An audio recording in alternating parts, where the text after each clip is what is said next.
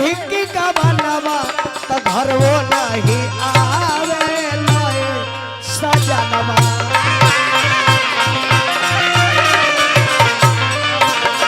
त घरवा नहीं आवे लय सजनवा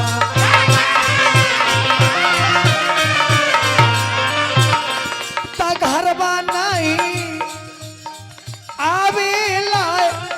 जय हिंद सर साहब की जय हो। हमारे IAS IPS बाबू लोग त घरवा नहीं आवे लाई सजनवा